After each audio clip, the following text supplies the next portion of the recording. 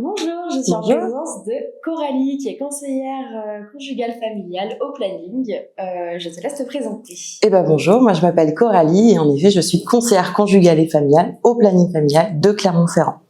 Le planning familial, c'est une association qui est féministe et d'éducation populaire. Elle existe depuis 1956 et on a été connus pour nos grands mouvements, notamment pour le droit à la contraception, le droit à l'IVG. Et aujourd'hui, on a vraiment des missions pour prévenir des 3 grands risques de la santé sexuelle. Les 3 grands risques: comment on se prévient d'une grossesse non désirée, comment on se protège des IST et comment on se protège des violences, parce que ça fait partie des risques de la santé sexuelle. Et donc, du coup, notre mission, c'est qu'on intervient dans beaucoup d'établissements, notamment scolaires, collèges, lycées, universitaires. On intervient aussi auprès du public en situation de handicap. On intervient aussi auprès des CADA, donc des centres demandeurs d'asile, des personnes migrantes. On va rencontrer les personnes en milieu carcéral aussi pour parler de tous ces sujets-là et pour faire de la prévention et de l'éducation autour de ces sujets pour bien vivre sa santé sexuelle et bien vivre sa vie affective, relationnelle et sexuelle. Tout un métier. Et donc, en tant que conseillère conjugale et familiale, je suis formée pour aborder toutes ces questions-là et surtout pour aussi recevoir les personnes quand elles ont des questions, besoin d'informations autour de la santé sexuelle. D'accord, merci. En quoi ça consiste d'être conseillère conjugale et familiale ? C'est un métier qui est peu connu et pourtant il existe quand même depuis un certain nombre d'années aujourd'hui.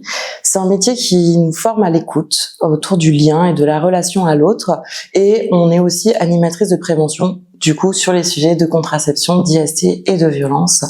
Mon métier, en gros, 80% de mon temps, je suis à l'extérieur pour faire de l'intervention auprès de public quand on est sollicité, et sinon quand je suis pas en intervention, je suis dans les bureaux à Clermont-Ferrand, et là je peux recevoir les personnes de façon anonyme, gratuite et avec toute discrétion quand on a des questions, quand ça va pas l'amour, quand ça va pas les amis, quand ça va pas la famille et qu'on sait pas vers qui se tourner, qu'on a besoin d'informations, qu'on a besoin de se questionner sur son orientation sexuelle, sur sa sexualité, sur ses liens à l'autre. On peut venir de façon, encore une fois, gratuite et surtout anonyme. D'accord, merci. C'est pas mal comme métier. Pas mal. Tu es formée par le planning ? Non, pas du. Moi, je me suis formée, c'est une reconversion. Je me suis formée à Lyon et après j'ai été embauchée par le planning familial de Clermont-Ferrand. Donc ça fait maintenant plus de 2 ans que je fais ça. D'accord, trop bien. Du coup, toi, on va d'abord commencer sur la partie un petit peu au bureau, quand tu es au planning. Quand tu reçois des personnes, je suppose que ça va être avec ou sans rendez-vous ou un mix de deux. Vu qu'on est 4 conseillères conjugales et familiales au planning de Clermont, et comme on est beaucoup en déplacement, le plus simple c'est quand même d'avoir des rendez-vous, de prendre rendez-vous pour avoir une consultation, parce que sinon c'est juste pas possible, c'est un peu plus compliqué. Et puis on peut venir par contre de façon un petit peu plus spontanée, parce qu'on fait aussi les tests de grossesse. Encore une fois de façon gratuite, donc on reçoit beaucoup de personnes comme ça qui viennent pour faire un test de grossesse qu'on fait avec les conseillères conjugales et familiales pour pouvoir expliquer, comprendre ce qui s'est passé, parler de la contraception, voir le résultat ensemble et voir qu'est-ce qu'il en est en fonction du résultat, qui soit positif ou négatif aussi. D'accord. Et par rapport à la contraception, et qu'est-ce qui quand les personnes vont venir prendre rendez-vous avec toi et qu'elles ont envie de parler de contraception, est-ce que c'est pour s'informer, est-ce que c'est pour faire des choix, est-ce que c'est pour repartir avec une contraception? Ça dépend. En fait, il faut savoir, mais c'est vraiment spécifique au planning familial, encore une fois, de Clermont-Ferrand. Tous les plannings familiaux de France ne sont pas comme ça. On est centre de santé gynécologique depuis maintenant 2 ans, ce qui nous permet d'accueillir toutes les femmes et toutes les personnes qui ont besoin d'avoir un suivi au sein même du planning. Donc on a des médecins, des gynécos et des sages-femmes qui peuvent recevoir sur Doctolib, enfin sur consultation, sur rendez-vous classique, toutes les personnes, qu'on soit mineures, majeures, qu'on ait une couverture sociale, pas de couverture sociale, qu'on ait de l'argent ou pas d'argent, on accueille toutes les personnes. Et nous, les conseillères, on travaille vraiment de concert avec les médecins sur ces questions-là, que ça soit de l'IVG, que ça soit la question de la contraception, que ça soit la question même de la transition d'identité, transition de genre. On reçoit toutes les personnes. Nous, sur la question de la contraception, on va plutôt les avoir soit via les tests de grossesse pour aborder qu'est-ce qu'il en était de la contraception, si elles en avaient une, si elles en avaient pas. Et puis après, souvent c'est pour avoir de l'information. On reçoit aussi en ce moment beaucoup d'hommes qui se questionnent sur comment ils peuvent aider ou prendre en charge leur question de paternité, et donc qui se questionnent sur la question de la contraception masculine. Donc ça, c'est vrai que c'est assez nouveau, mais on le sent que ça pousse. On a de plus en plus d'appels et d'hommes qui viennent nous rencontrer pour ces questions-là, quoi. Ok. Du coup, là, t'es arrivée avec plein de matériel de contraception. Est-ce que tu pourrais nous les présenter, s'il te plaît? Oh là, alors... Peut-être pas tous en même temps? Non, alors moi, je présente souvent les principaux quand je suis en intervention scolaire. Donc, typiquement, on va commencer par la pilule classique. Ce qui est bien dans les interventions, et c'est, je pense, le plus important dans toutes ces questions-là, c'est l'information. Beaucoup d'aujourd'hui de jeunes savent les différents moyens de contraception. Ils sont capables de les citer, mais très peu sont capables de comprendre pourquoi ils fonctionnent. Et personnellement, je crois qu'une contraception efficace, c'est déjà quand on comprend comment son corps fonctionne, comment elle fonctionne, et comment, du coup, quelles sont les bonnes pratiques de ma contraception. Typiquement, la pilule, on va pouvoir entendre des personnes qui vont dire, oui, donc en fait, j'en prends une quand j'ai besoin d'un rapport. Quand je vais faire un rapport, et hop, je prends une pilule. Non. Peu de personnes savent que oui, une pilule qui a été prise, et si je la vomis dans les 4 heures, eh ben, elle est considérée comme non ingérée par le corps, et donc, du coup, comme si elle n'était pas prise. Donc ça permet d'expliquer aussi les raisons des échecs de la contraception. Il y a besoin de beaucoup plus de prévention et d'éducation sur les bonnes pratiques, comment on pose un préservatif, comment on prend la pilule par exemple. Donc voilà, donc là la pilule classique, il peut exister celle à 21 jours, celle à 28 jours, si on souhaite avoir des règles ou pas de règles, micro-gestatives, mais ça les médecins savent mieux expliquer que moi. On a ensuite l'implant, ce petit bâtonnet tout souple, qui contient les hormones, et du coup, avec la machine qu'on a bien montré pour comprendre un petit peu comment ça se pose, plus on sait comment ça va se passer, plus c'est facile après de se projeter dans sa contraception. Ensuite, on a évidemment nos stérilés, qu'aujourd'hui on appelle dispositif intra-utérin. Il y a encore beaucoup de personnes qui croient que le mot stérilé vient du mot stérile, et que ça nous rendrait stérile, alors que pas du tout. Donc on a les dispositifs intra-utérins avec hormones, et évidemment celui au cuivre, comme ça. Il existe différentes tailles. Et puis ensuite, on a évidemment les préservatifs. Préservatif masculin, dit aussi externe, et le préservatif externe, dit aussi féminin. Voilà. D'accord. Et là, dans ce que tu viens de présenter, est-ce qu'il s'agit des moyens de contraception qui sont les plus demandés dans les publics que tu peux recevoir au planning? C'est souvent les plus demandés, mais c'est aussi des raisons économiques. Les autres, que ça soit par exemple l'anneau, que ça soit le diaphragme, les choses comme ça, ils sont pas remboursés. Donc ou le patch, pareil, ils sont pas remboursés. Donc forcément, on touche aussi des milieux qui peuvent être un peu plus précaires. C'est sûr que ça a un coût. Ça peut avoir un coût d'une contraception. Donc c'est pour ça que nous, de base, dans nos interventions, on parle principalement des moyens de contraception qui sont remboursés, ou en tout cas qui peuvent être pris en charge, pour être sûr que du coup, faciliter l'accès de la contraception à ces questions-là. Et si ça ne fonctionne pas, et on sait qu'il en existe d'autres, mais ça c'est des discussions aussi avec les médecins, puisque une contraception de base se prend quand même avec un médecin. C'est quand même, moi je peux pas prescrire une contraception, quoi. Je peux donner des préservatifs, je peux expliquer les moyens de contraception, mais je peux pas prescrire une pilule. D'accord. Et est-ce que tu peux nous parler des moyens de contraception un peu moins connus, peut-être un peu moins courants? Alors, je suis moins calée sur ça, c'est vrai que j'en parle beaucoup moins. On a par exemple aussi le diaphragme qui va se mettre au niveau du col de l'utérus, qui sont souvent associés avec des spermicides, donc une crème qui va tuer aussi les spermatozoïdes. Mais c'est vrai qu'on les utilise très peu. En tout cas, en France, ils sont, je pense, très peu utilisés. Donc, je crois pas qu'on en ait prescrit dernièrement. Ce qui fonctionne bien aussi, c'est l'anneau, qui peut être une bonne alternative, mais encore une fois, il peut y avoir des contre-indications. C'est pour ça que c'est un médecin qui doit prescrire.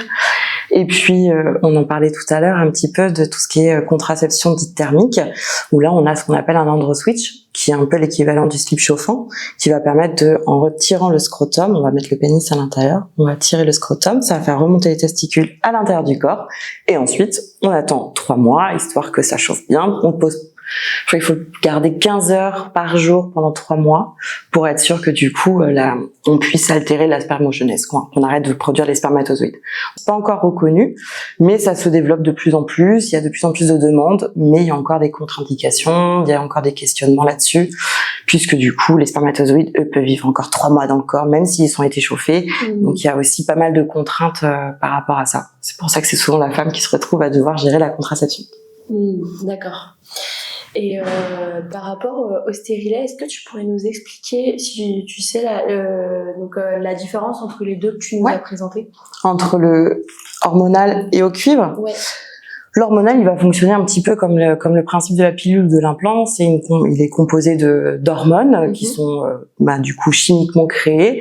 Il est composé surtout de progestérone contre celui au cuivre qui est celui il n'y a pas d'hormones. En fait, ça va être l'action du cuivre qui va créer une inflammation de la paroi de l'utérus, l'endomètre, et qui va empêcher aussi la rencontre des spermatozoïdes avec l'ovule. Donc la femme a un cycle classique, naturel, mais va empêcher la rencontre du spermatozoïde avec l'ovule, donc pas de rencontre, pas d'œuf, pas de bébé.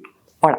Alors que le stérilet hormonal, lui, va fonctionner de la même façon qu'une pilule ou qu'un implant. Il va sécréter de l'hormone qui va empêcher, du coup, une ovulation. En gros, en simplifié.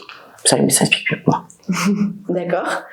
Quelle est la différence entre tout ce que tu viens de présenter et la contraception d'urgence ?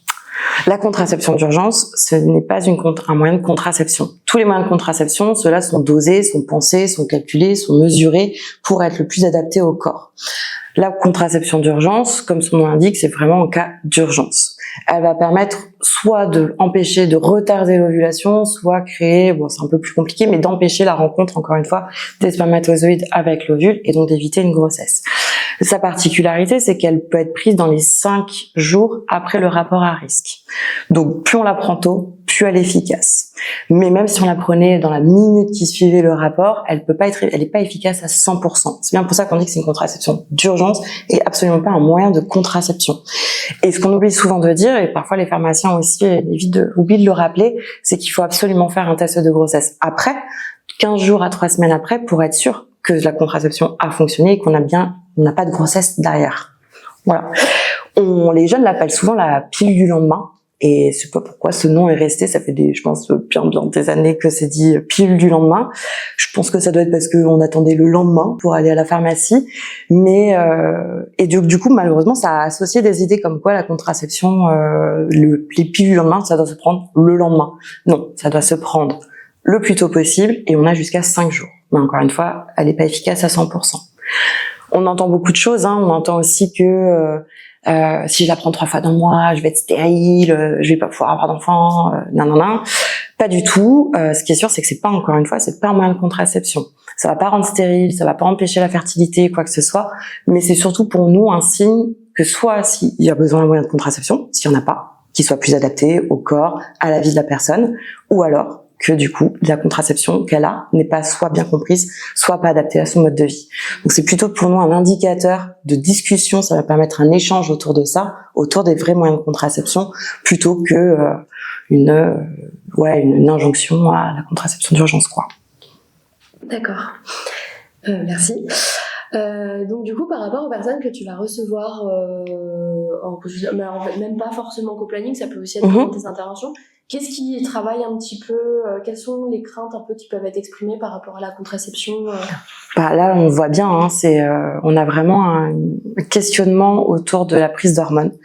On sent que le fait que les contraceptifs soient hormonaux, ça questionne énormément. On souhaite aujourd'hui de plus en plus revenir au naturel. On entend beaucoup parler de la symptothermie, ou donc ces moyens de se connaître son corps, sa température, calculer sa glaire, vérifier sa glaire pour éviter une grossesse, ou même la méthode du retrait, qui ne sont pas pour nous des méthodes de contraception, mais sont plutôt des méthodes dites de régulation des naissances. Mais on entend vraiment beaucoup de choses à ces questions-là, où de plus en plus de femmes ne veulent plus prendre de contraceptifs parce que les hormones, parce que les effets secondaires. C'est encore une fois aussi les réseaux sociaux qui véhiculent aussi beaucoup d'idées sur ça.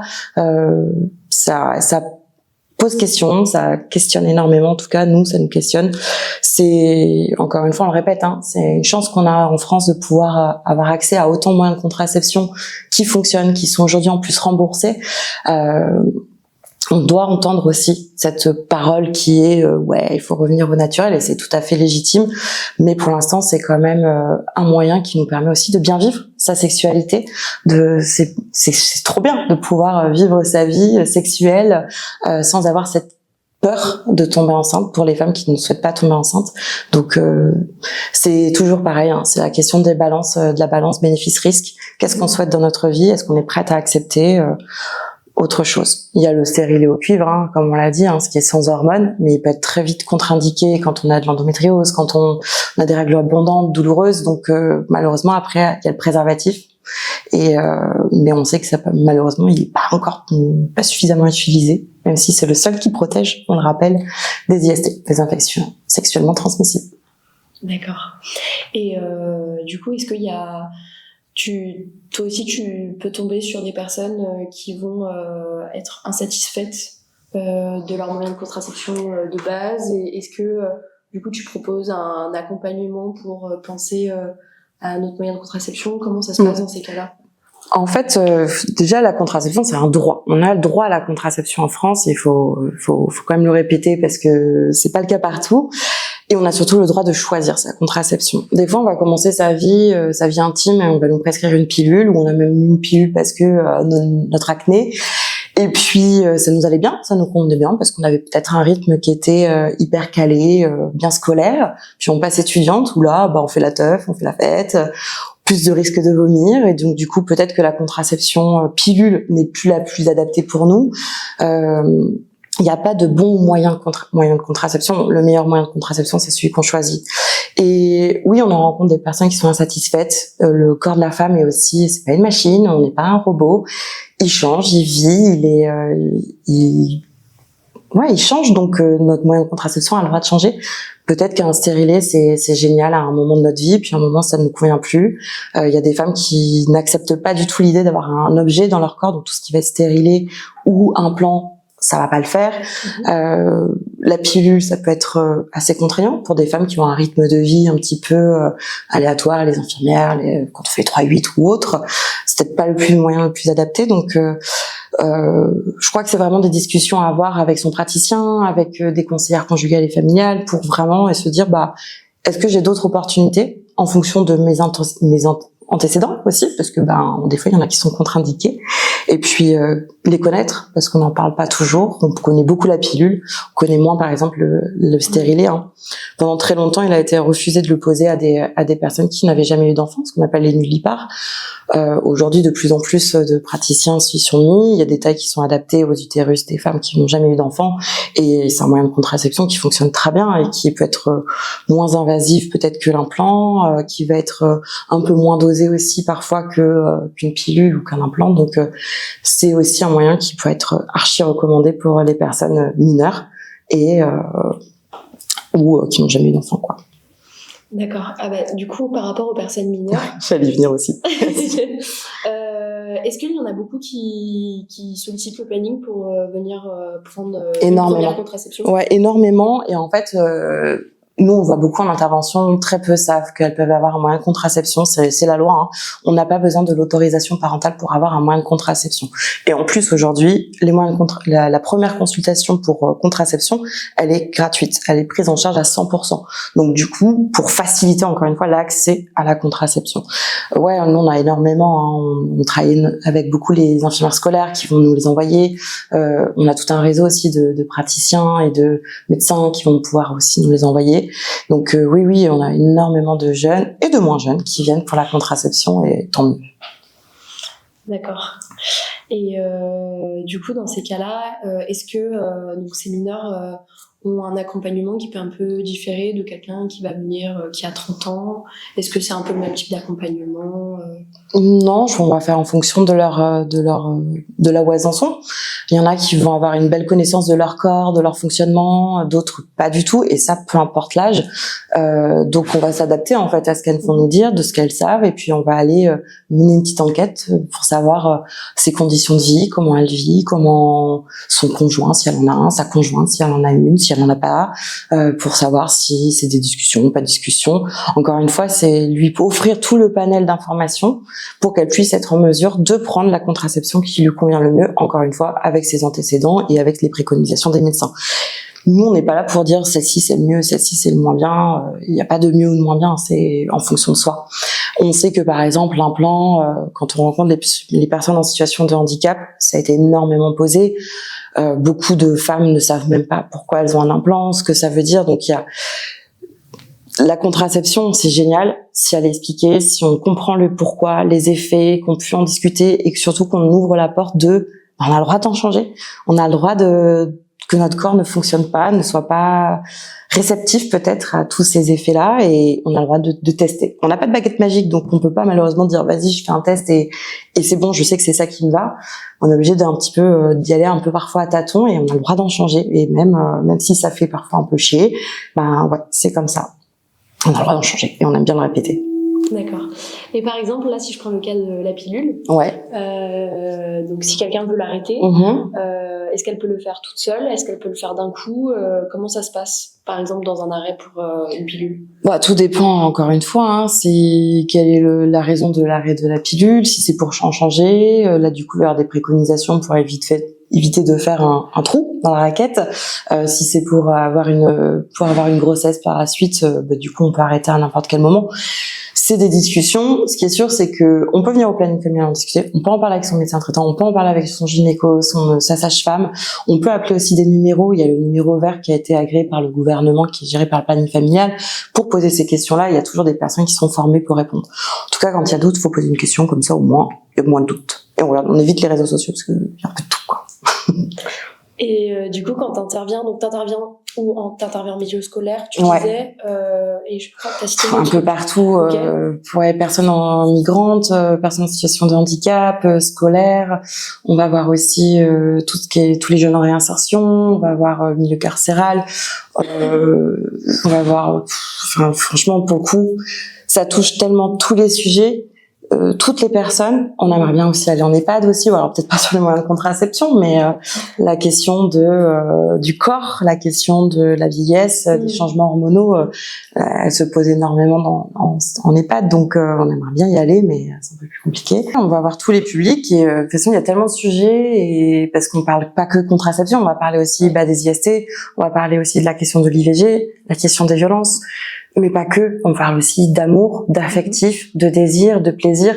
Et c'est ça qui est important. Pendant longtemps, on a considéré la santé sexuelle comme hygiéniste, un petit peu comment on fait pour se protéger des maladies, pour les risques, et voilà. Aujourd'hui, on est plutôt dans une logique de prévention positive où on va aller l'axer sur comment bien vivre sa vie. Et bien vivre sa vie, c'est aussi déjà connaître son corps, connaître les notions de consentement, et donc les consentements, ça passe aussi par la pilule. Ce qui est sûr, c'est que vraiment, je trouve que les jeunes ils ont un intérêt sur ces questions. Ils ont beaucoup de croyances qu'il faut aller des fois un peu déconstruire. Et il y a aussi de plus en plus de garçons qui s'y intéressent, même si ça paraît peut-être fou. Mais nous, on dit au planning familial, on est pour l'égalité. Et la contraception, c'est génial. Ça permet à la femme de choisir quand est-ce qu'elle veut être mère. Mais il y a des hommes qui aimeraient aussi pouvoir se poser la question de moi, je sais que je veux pas être père. Et donc, du coup, je prends un moyen de contraception. Comme ça, je peux aussi bien vivre ma sexualité sans avoir à me retrouver dans la position de oupsie. Donc, nous, on aimerait bien qu'il y ait de plus en plus de choix pour laisser, encore une fois, les personnes libres, mais en conscience de tout ce qui est possible pour eux pour vivre au mieux leur vie relationnelle, affective et sexuelle. Comme tu interviens dans des publics qui ont l'air assez différents, est-ce que tu constates que sur les moyens de contraception et sur l'accès à l'information, est-ce que tu constates un petit peu des différences dans leur façon, dans la façon qu'ils ont eu des informations au préalable? Ouais, parce qu'on voit déjà, si on prend juste les collèges, lycées, on sait il y a des établissements qui vont mettre un peu plus les moyens pour nous faire venir, pour faire de la prévention sur ces sujets-là, mais on a ils ont de moins en moins de moyens pour le faire, donc du coup on a de moins en moins d'interventions, ce qui est assez préjudiciable puisque du coup c'est des fois les profs d'SVT qui se retrouvent à devoir faire ça en 4e. C'est super, hein, c'est une première information, mais en 4e, quand on a 13 ans, on n'en est pas au même stade que quand on a 17 ans et qu'on va peut-être être majeur. On n'a pas les mêmes questions, on vit pas ça fait pas le même effet, en tout cas on n'a pas le même tabou. Et puis il y a aussi une sorte de culture, hein, quand on va rencontrer les personnes en parcours migratoire, selon les pays, il y a aussi, comme on l'a dit, hein, l'idée d'avoir quelque chose dans leur corps, c'est pas possible. Parfois, certains n'ont jamais entendu parler des moyens de contraception, donc nous on part de ce credo-là, hein, c'est ça l'éducation populaire. On part de leur base à eux, de leur vie, de ce qu'ils en sont, où ils en sont eux, pour après leur amener le plus d'informations le plus adéquatement possible. Donc c'est toujours une gymnastique entre ce qu'ils savent, ce que nous on sait. On veut pas faire la prof, donc on travaille avec eux. Et puis l'idée d'avoir aussi tous ces moyens à disposition devant nous qui puissent les toucher, ça permet déjà de mieux se projeter, et donc ça la rend plus accessible, quoi. Et du coup, tu sens un peu cet impact quand tu interviens, tu sens que il y a des questionnements qui émergent, que ça les travaille, quoi. Ouais. Et puis quand on parle du corps, quand on va parler de la grossesse, des règles, la question du déni de grossesse, ça vient très régulièrement. La question même de la vasectomie, hein, ils en parlent. Est-ce que spermatozoïdes et sperme, c'est lié, pas lié, l'éjaculation, des choses comme ça. Les garçons comme les filles ont énormément de questions sur leur corps, déjà. C'est là où on voit qu'il y a vraiment un manquement, hein, sur ces questions. C'est sûr, quand on sait déjà pas comment son corps fonctionne, comment on va pouvoir accepter de prendre un moyen de contraception, de comprendre à quoi ça va servir. Nous, en tout cas, c'est notre position. Et ils se questionnent parce que finalement, ils en ont entendu parler, ils ont vu des je sais pas combien de vidéos TikTok on entend des super trucs, comme des trucs assez dingues. La dernière fois, la caisse de quoi il me parlait, comme quoi une femme était tombée enceinte de dauphin. Et qui était tombée enceinte, qu'un homme ayant éjaculé dans une piscine municipale avait mis 3 femmes enceintes. Donc il y a encore beaucoup de questions, en tout cas de croyances là-dessus. Ça paraît dingue, mais oui, c'est ça. Tous les mois, on a des vidéos comme ça là qui sortent, c'est pas mal. Et puis il y a aussi, on en parle rarement, et pourtant c'est quand même important. Peu de personnes savent qu'on peut tomber enceinte sans pénétration et sans éjaculation. En fait, il suffit juste du liquide préséminal, la fameuse petite goutte là, qui est au bout du pénis dès le début de l'érection, et de l'excitation de la femme, c'est la mouille, la cyprine. Si ces deux liquides rentrent en contact, potentiellement, dans le liquide préséminal, il y a des spermatozoïdes, et chut, hop. Ça nous est arrivé au planning familial. En une semaine, on a eu 2 jeunes femmes, 16 ans, qui étaient vierges et qui étaient enceintes. Donc là, va falloir, il faut qu'on travaille ça. Ce qui explique aussi les chiffres de l'IVG. Enfin, une belle transition. Les chiffres de l'IVG. En fait, l'IVG, les chiffres sont assez intéressants. Ils sont légèrement en augmentation, mais sinon à peu près stables sur les 20 dernières années. Et 75% des femmes qui font une IVG avaient un moyen de contraception. Et donc du coup, ça a déjà rien que cette idée reçue que c'est des femmes qui se protègent pas ou que je sais pas quoi, en fait elle est complètement fausse. 75% avaient un moyen de contraception. Ça peut être un échec de pilule, on l'a dit, hein, il suffit de vomir sa pilule parce que je suis en soirée, j'ai bu une tech paf trop vite, je vomis, et ma pilule que je prends tous les soirs à 20h, si j'ai vomi à 23, c'est trop tard, quoi. Ça peut être une mauvaise pose du préservatif parce que il y a des bonnes pratiques aussi pour éviter les spermatozoïdes, le contact en tout cas. Et puis comme on le sait pas, un fautif rota, il y a déjà un risque de grossesse. Donc c'est là où on voit bien qu'il y a de la prévention à faire. Si on veut faire baisser les chiffres de l'IVG, il va falloir aussi mettre les paquets sur l'éducation, sur la prévention, en parler comme avec on fait là, hein, en podcast, pour que ça soit le plus accessible au plus grand nombre. Plus on connaîtra, plus ça sera facile d'en parler, plus ça sera accessible, et plus on pourra se prémunir d'une grossesse non désirée, quoi. Aucune femme n'a souhaité se retrouver dans la position de choisir arrêter ou continuer une grossesse. Aucune femme ne l'a souhaité dans sa vie. Hein. J'ai jamais rencontré une femme qui me dit trop bien, un jour je vais faire une IVG, ça va être trop la vie, quoi. Non, jamais. Ça faut y arrêter avec ces discours-là. Ça c'est pas vrai. C'est souvent c'est la vie des femmes. Ça touche une femme sur 3, donc il faut l'accompagner, il faut l'accepter, et surtout il faut s'en prévenir en amont, quoi. Voilà, on est souvent les pompiers qui éteignent le feu, mais on aimerait bien être appelés avant, quoi. Pour éviter les incendies, quoi. Ouais. Et du coup, comment ça se passe quand on vient vous voir pour une potentielle IVG? Alors déjà, ça va dépendre. Ça dépend beaucoup de là où on intervient. Alors, nous, au planning familial, on a une politique qui est très claire. On a eu les agréments on est conventionné, donc du coup, on peut pratiquer ce qu'on appelle l'IVG médicamenteuse. Et on a fait choix d'une praticité d'essayer d'avoir le plus de femmes possible en entretien avec une conseillère conjugale et familiale avant, pendant ou après l'IVG. La loi est très claire, dès lors qu'on est mineur, on a le droit de faire une IVG sans l'accord parental, en étant accompagné par contre d'une personne majeure de son choix, et il est obligatoire d'avoir un entretien psychosocial. Nous, les conseillères conjugales et familiales, on est agréés pour, donc on va recevoir les mineurs pour les questions d'IVG avant l'IVG. Tous nos médecins sont formés là-dessus, et surtout, et donc vont essayer de nous les envoyer pour qu'on va pouvoir un petit peu désamorcer, en tout cas répondre à leurs questions.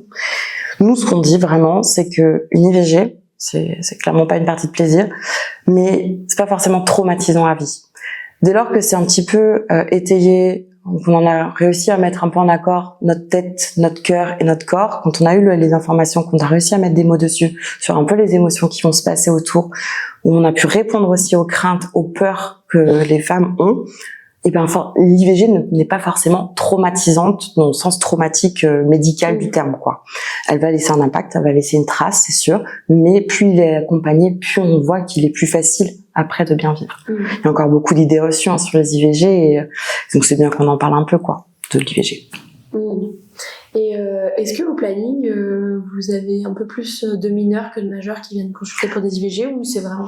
On a fait les chiffres, on a très peu de mineurs. En fait, encore une fois, les idées reçues, la tranche d'âge la plus touchée par les IVG, en tout cas plus concernée, ça va être les 25-35.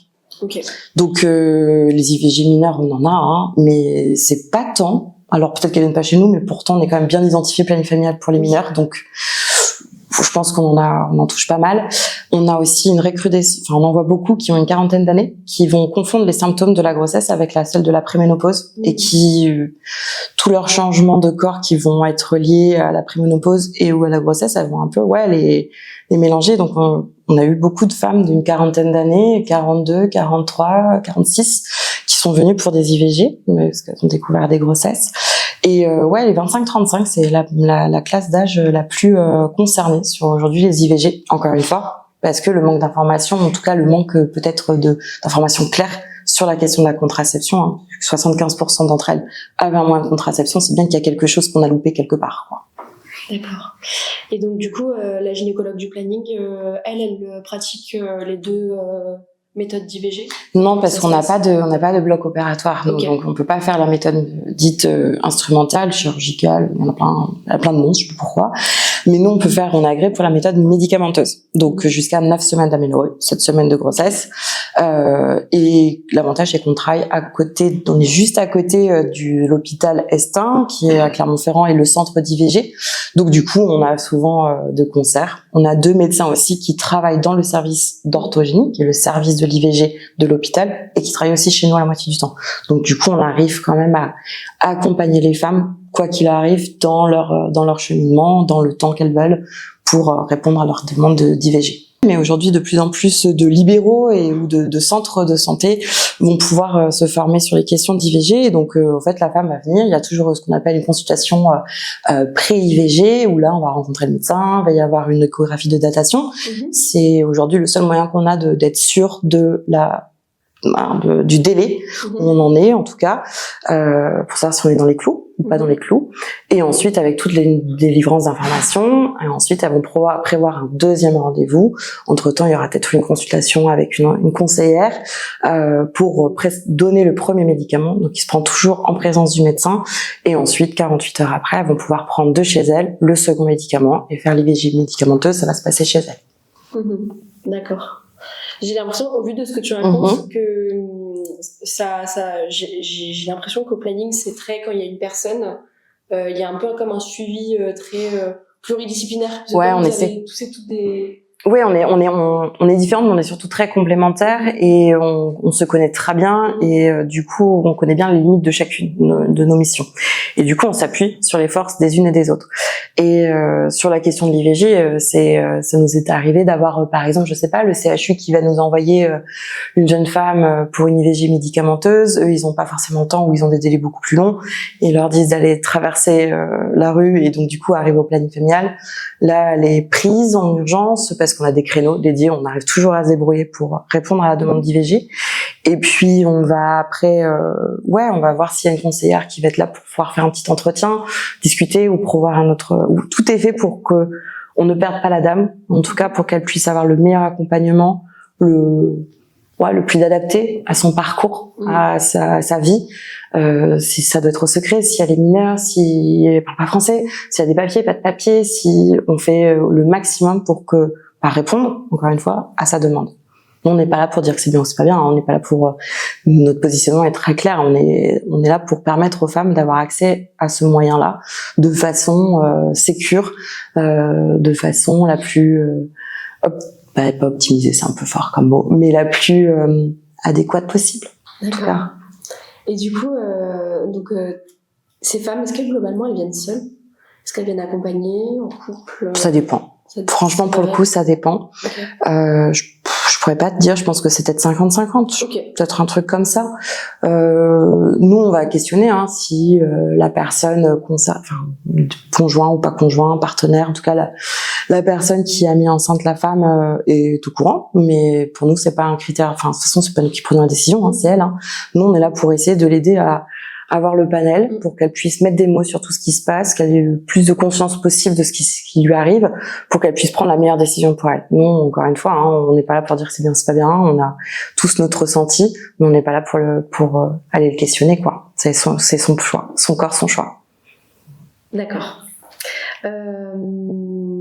Est-ce que tu as des ressources un petit peu à conseiller? Alors, ressources, je dirais bien planning familial. Okay. C'est nous, on est des très bonnes ressources. Encore une fois, les médecins. Après, il y a de très bons sites sur tout ce qui est contraception. Il y a, je crois que ça s'appelle plus Choisir ma contraception, mais ça a changé. C'est question sexualité qui est faite par le gouvernement, qui est assez claire. En tout cas, nous, on utilise pas mal pour même, parce que les lois ont beaucoup changé sur la gratuité du préservatif, on a beaucoup de recherches. Nous, on cherche beaucoup sur Amélie aussi pour savoir si aujourd'hui la contraception d'urgence, on a le droit de la demander si on est mineur, sans ordonnance. Est-ce qu'elle est gratuite? Vraiment pour toutes les femmes. Il y a encore beaucoup d'aléas là-dessus. Selon les pharmacies, on n'a pas les mêmes protocoles. Donc, c'est un peu compliqué. Donc, on cherche la véracité un peu des propos. Pour le coup, il y a de l'information partout. Il y a des super sites, il y a des super podcasts, il y a des super comptes Instagram qui parlent de ça de façon très simple, très ludique. Je dirais que quand même, le planning familial et un médecin peut rester des valeurs sûres, parce qu'on sera plus en veille. Et les podcasts, c'est pareil, on sait jamais sur quoi on peut tomber. Les comptes Instagram, on peut avoir des super, mais à côté d'avoir un autre qui va être un peu moins bien. Donc c'est parfois difficile de faire un peu qu'est-ce qui est fake news et pas fake news, quoi. Est-ce que tu aurais des conseils à donner? Conseils, pour résumer, je pense que je dirais quand il y a besoin d'une contraception, il faut pas hésiter à se renseigner, prendre de l'information, ne pas hésiter à aller demander à des professionnels pour savoir ce qu'il en est, se confronter à ce qu'on pourrait entendre dans la cour de récré, ce qu'on entend sur internet, ce que les parents pensent, sortir un peu de ces logiques-là pour se faire sa propre opinion, garder en tête que c'est une chance en France d'avoir la contraception de façon, j'ai envie de dire, presque si accessible. C'est pas le cas partout, ça sera peut-être pas toujours le cas.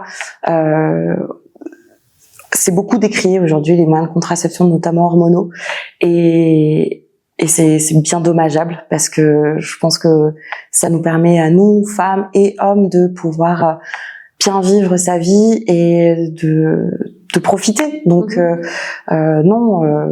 faut y aller, quoi, sur la contraception. Et encore une fois, on a le droit d'en changer, on a le droit de pas être ok, de se trouver que les effets sont pas convenables.